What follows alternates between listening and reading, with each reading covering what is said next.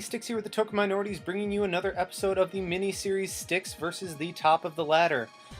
This is actually a rematch that I had against a guy ranked very highly on the ladder. As you can see, I'm using my Double Dragons team again, except this time I replaced Flygon with a Haxorus. I just needed a way to deal with stall, and Flygon did not hit quite hard enough, so I decided to slap a Choice Band on a Haxorus for unreal damage. But like I said, this is a rematch against X Marth. His team actually beat me the first time. He spike stacked and I just couldn't get rid of all those hazards, and the passive damage was enough to take me out. However, later that night I actually ended up in a rematch against him again on the ladder, only this time I played it very differently. Without further ado, we'll just jump right into the battle.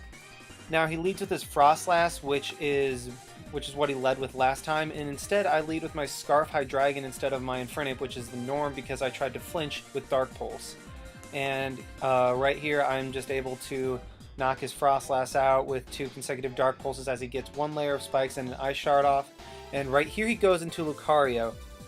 Now this Lucario again can completely sweep my team at +2, I believe, so I just send in my Tentacool. I know it can take any attack a +2 Lucario wants to throw at me, and then I can spin away the rocks, or spikes in this case, and then go into my Mega Aggron, whose Sturdy will be intact, and KO Lucario with an Earthquake. I'm getting a little ahead of myself, but like I said, I just decided to spin away those spikes, so my Sturdy will be intact. And right here, I decide not to Mega Evolve just so I can take the hit and retaliate with an Earthquake, which will KO the Lucario and put me in actually a surprisingly good position, because even though my Tentacruel is down and my Mega Aggron will go down to anything, I still have those hazards away and his Lucario's out of the way. I sent in his Crobat, which just straight up KOs me with a Brave Bird. And at this point I see that it has Black Sludge, so I go into my Haxorus, which can Oko or Tuco everything on his team, and I know that I can take a Brave Bird easily, so I decided to go for Banded Outrage, and that is against a defensive Swampert. That is a huge 2-hit KO, which is awesome, and down goes the Swampert, which means there will be no hazards on my side at all. Unfortunately, I get the 3-turn Outrage on this, meaning that Sableye is able to come in and burn me. And ladies and gentlemen, that is a burned Banded Haxorus that almost takes out a Sableye. That's ridiculous.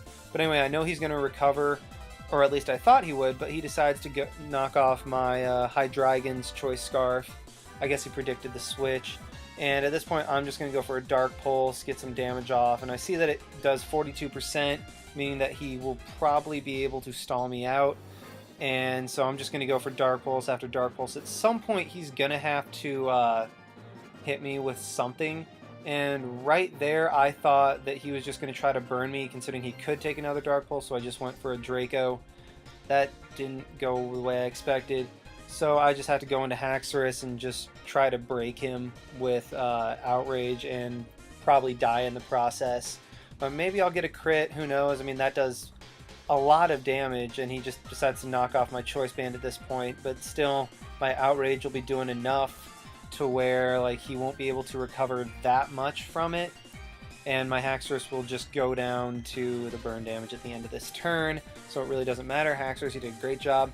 But now I can bring in my Infernape and just spam Flare Blitzes, which is a 2-hit KO on the Crobat, meaning it can't switch in, and it OHKOs the Sableye just straight up. So he now goes into his Crobat, which will be able to survive a Flare Blitz and KO me, so I just decide to sack my Celebi and get some damage off.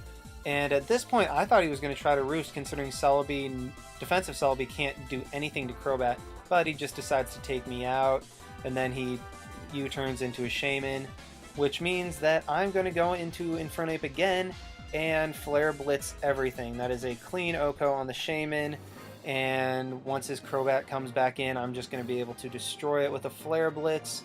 But he'll live, but not with much, and he'll probably KO me with Brave Bird, and the recoil is enough to take him out. And so I still have my Scarf Hydreigon alive. Well, not Scarf anymore. But that will be the game, and looking at his rating, he was at 1744. I checked the ladder, and that, I believe, was number 6 at the time, which, I mean, Whew, I mean, he had a very good team, he had a very good strategy, but luckily I was able to play around what I knew of his team, and I was able to take the win on. Now, in this battle, as you can see, I am using a completely different team from my Double Dragons. In the battle right before this one occurred, I actually got beat by a rain team very similar to this one. So I was like, you know what? Since rain is very spammable and broken in UU, I thought, may as well jump on the bandwagon. Unfortunately, all rain teams will really look the same because you have your two swift swimmers. The two best are Kabutops and Kingdra, in UU anyway. Manaphy obviously is kind of a staple. And then you have three rain setters. I use Tornadus and Sableye. Tornadus because it can spam Hurricane, and also happens to have Prankster, which is very useful. There's also Sableye, which is just kind of a UU staple, really. And also gets Prankster. And then Azelf, who can set up rocks, who is very fast, who can hit hard and explode once setting up the rain. But anyway, I look at my opponent's name, and it is ULT Limitless. Now, Limitless is one that is always at the top of the ladder in UU. He is, I believe he's friends with Coco Loco, who I actually was beat by in the battle before this. So he is one of the best in UU and is perennially one of the best in UU. However, because I saw the ULT, I thought this might be somebody trying to pose as him, so I wasn't sure until I checked the ladder and saw that this guy was number 2. So this was the first battle that I had with this rain team. I had never used it before, and right off the bat I'm against the number 2 player on the ladder, so we will just see how this goes, I guess. I decide to lead with my Sableye as he leads off with his Hydreigon. Now, I know that Sableye can take whatever Hydreigon wants to throw at him, so I just decided to go for a knockoff in case he went for a Draco or a Dark Pulse. However, he goes into his Ampharos, which is very obviously a Mega, which meaning knockoff won't do anything. So I just decided to set up my Rain in case he wanted to just straight up OHKO me with like a T-Bolt or something like that. And he switches into his Heracross as I go for the knockoff again. And this just kind of turns into a cycle for a little while of him volt switching, me recovering, me going for knockoff, him switching back in. And I can tell that this is a defensive Ampharos because that is still stab knockoff, and it is only doing around 10 to 11%. Just did 12 right there. But we're just kind of going through the motions at this point. I'm really getting nothing accomplished because I know that Mega Ampharos carries Rest. And so right here I go for the recover as his Heracross actually stays in and goes for the knockoff, which knocks off my Damp Rock. Not a big deal. Now, I know he's going to go into his Ampharos this turn expecting the knockoff, so I decide to go into my Kingdra, which can hurt something on his team with whatever I want. I just decide to go with a Dragon Pulse because it would KO the Ampharos, but he switches in his Crobat, which takes a good chunk from it, but not enough, and my Rain runs out. So at this point, I just decided to sack Sableye. No point in getting anything on my team damaged, and Sableye isn't really useful anymore because he lost his Damp Rock. Now I decided to go into Kabutops because I can take a Brave Bird, I can take a U-turn, I can take whatever, and just go for a Stone Edge and hurt something really badly. He decides to go into his Manaphy, who takes a solid 72% from it. And I don't want to stay in because I know what Manaphy outspeeds, so I just decided to go into my Azelf to take the Grass Knot or Energy Ball. It's revealed that he has Energy Ball. And right here, my Azelf is actually max HP, which I am really glad that I have. Otherwise, I would not have been able to take that Energy Ball in conjunction with the Surf. And so I'm able to get up my Rocks and Rain because I was max HP. Now that I have my Rain up for the next 8 turns, I can go into my Kabutops and just start killing stuff. I go for a Stone Edge right there, takes out the Manaphy, and he goes into his Hydreigon here. I don't know why, because I think his Ampharos can take whatever hit I want to throw at it. I guess he did not expect me to have Low Kick, which just straight OHKOs the Hydreigon. There was no chance of living. And he goes into his Ampharos right now, and I missed the Stone Edge, which could have mattered depending on the roll. I'm not 100% sure. By this damage, it could have come down to a roll, but he goes to the rest, gets back to full health. I nail it with the Stone Edge, and he's just able to Sleep Talk the Volt Switch and KO me.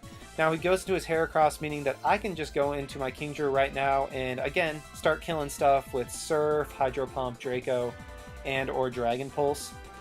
And his Heracross goes down. sends in his Ampharos, who cannot take a Dragon Pulse.